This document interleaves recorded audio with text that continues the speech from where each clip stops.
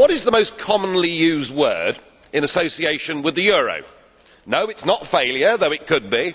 No, it's stability, isn't it? A decade ago, everybody said, once we've got the euro currency, it will bring us stability. Well, I would suggest a decade on, what it has brought is chaos, discord and misery for millions.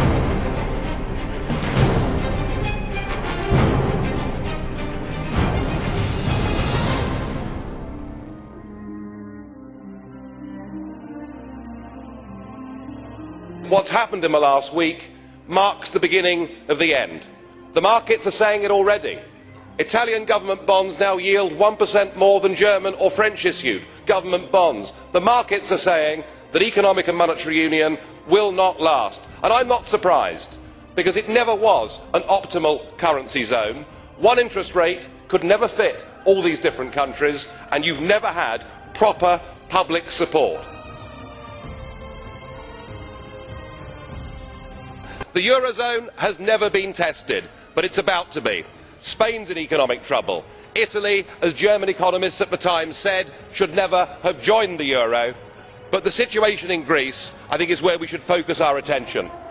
Thousands of young people out on the streets demonstrating, demanding their government does something. But the Greek government is stuck inside the euro straitjacket. There's nothing they can do. There's nothing a future general election can do in Greece to change anything. And when people have taken away from them the ability through the ballot box to determine their own futures, then I'm afraid that violence becomes the only logical alternative.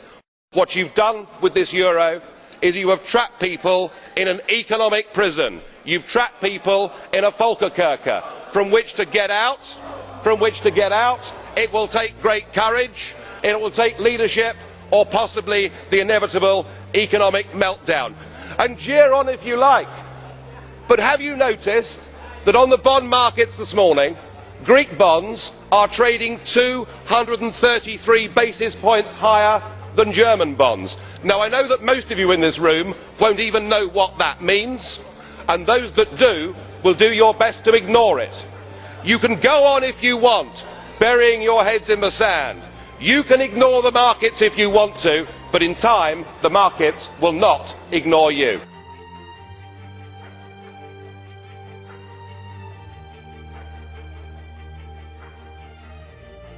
Whilst 60 years ago an iron curtain fell across Europe, today we have the iron fist of the European Commission, and we've seen it with Article 121 and with Greece effectively being turned into a protectorate. Poor Greece, trapped inside the economic prison of the euro. In 1968 we had the Brezhnev doctrine of limited sovereignty. Today we have shared values, we have ever closer European Union and pooled sovereignty, and that is what you've used. But of course it won't just be Greece, because the same is going to happen to Spain, to Portugal and to Ireland. 121 will be invoked with all of those. Mr Barroso, you said earlier we will stick to our course, and that means millions of people in Europe will be put through pain as you attempt to keep together this disastrous project that is the euro. It will fall to pieces, of that there can be no doubt.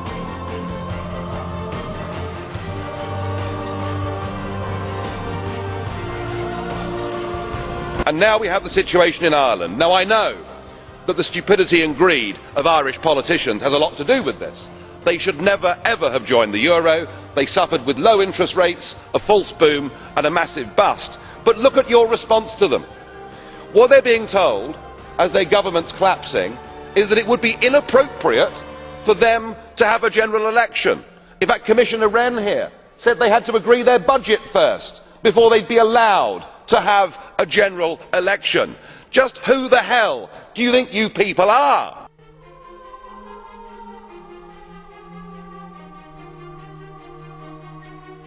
And yet the word stability still being used this morning. Mr Barroso used it, Mr Van Rompuy used it. Stability. In fact, we're patting ourselves on the back that the bond auctions in Portugal went well last week, when the reality is it was the European Central Bank actually using taxpayers' money to buy their own debt. Your reassurances that all is well don't work, I mean, who do you think you're kidding, Mr Van Rompuy? Bond yields in Portugal rose to nearly 7% yesterday.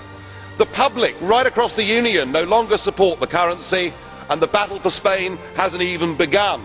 The model itself is failing, and yet what you want is to double the size of the bailout fund. You even want to increase the scope of the bailout fund so that along with the ECB, you too can go on buying yet more of your own debt. You're using the crisis as a massive power grab to take us towards fiscal union. If you succeed, then we should change the name. Get rid of European Union, call it the Debt Union. You are very, very dangerous people indeed. Your obsession with creating this Euro state means that you're happy to destroy democracy. You appear to be happy for millions and millions of people to be unemployed and to be poor.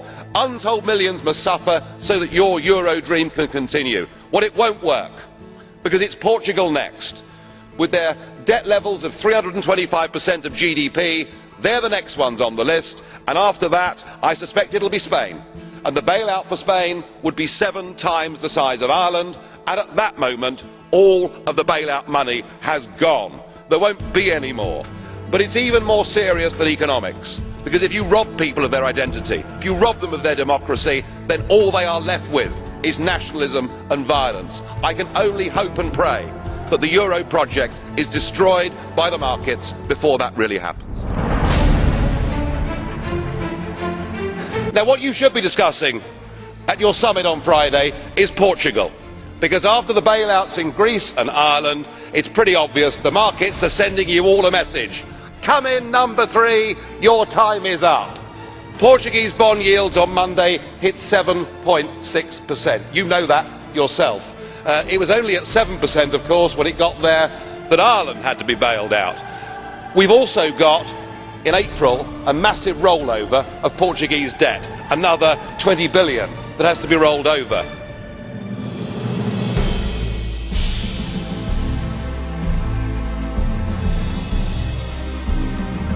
Remind ourselves, in the last 6 months, 80% of Portuguese debt was brought up, purchased by the European Central Bank.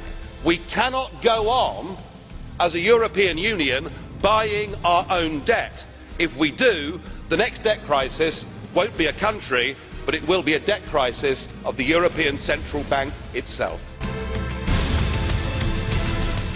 We've reached a point with this where actually it doesn't matter what any of you say. Nobody believes you. The public don't support you. I hope and pray the markets break you. 2010 will be remembered as the year when the deep flaws in the Euro project were exposed, and when the public in Europe woke up to the sheer stupidity of their leaders. And so here we have another summit, another crisis, confidence in the euro ebbing by the week. It's like watching a slow motion car crash. And now you want a permanent bailout mechanism. But I think the last week's going to prove to be the watershed moment for this entire European project. You see, the only way to stop countries acting in their own national interest is to take that power away from them, to form a Treasury Department there in Frankfurt that has power over tax and power over government spending. And indeed, I've heard some of the EU extremists this afternoon effectively call for that. But you've come back to us today, and now with the approval of Mr Sarkozy and Angela Merkel, you're the head of a new economic government for 500 million people. And you've launched your 10-year plan, your wish list. And I just wonder, have you remembered what happened to the last 10-year plan that was launched in 2000? It was launched in this Parliament to much acclaim. It was a total and utter crippling failure even before the global recession hit. And in fact, all centralised EU plans fail. Just look at the disastrous, ruinous common fisheries policy. And now your beloved euro has failed. It's failed politically at its first major hurdle. You weren't able to come up with a plan at that summit. You can't bail out Greece without the International Monetary Fund coming in to save, at least for the moment, your euro dream. And yet, Mr Van Rompuy, your plan seems to be we're losing, we're failing, let's have more of the same. let's have more Europe, let's have more failure. But it must be one thing or the other. It's either a full EU state that controls everything, or it is disintegration and back to national control. Well, President Barroso, you're certainly flexing your muscles, using the powers given to you by the Lisbon Treaty, which you pushed through using illegitimate means. You now do everything you can on the world stage and within the EU to acquire all the attributes of statehood. And nowhere could that be more apparent than in your recent proposal for a direct tax to be levied by the European institutions on the peoples of this continent. Of course, in previous times there was a very successful independence movement that campaigned on the slogan of no taxation without representation. And you certainly, sir, are not a representative. We haven't voted for you and we can't remove you. So I think with this direct tax you actually made a mistake. Because what this euro is all about, it's about a political class imposing its will upon the peoples of Europe. Remember, only 2 countries had a referendum on the euro, Denmark and Sweden, and both of them said no. What we have before us here is the new government of Europe. A government that with the Lisbon Treaty now has enormous powers, not just a foreign minister and embassies, not just the ability to sign treaties, but the ability now to use emergency powers to literally take countries over. And yet what we've heard from the European Parliament big group leaders this morning is the demand that you take even more powers and do it even more quickly. And perhaps it's worth reminding ourselves that this treaty that gives this Commission these powers does not have democratic legitimacy in the European Union at all. You ignored referendums, you denied referendums, and you bullied the poor Irish into voting for a second time. Now I'm struck that the common denominator with this Commission is the sheer number of them that were communists or were very close to communism. Mr Barroso himself was a Maoist. Sim Kallas, far from being a student activist, was even a member of the Supreme Soviet. So a top-notch communist we have there. We have at least 10 communists in this Commission, and it must feel like a return to the good old days. There must be a certain nostalgia amongst the communists.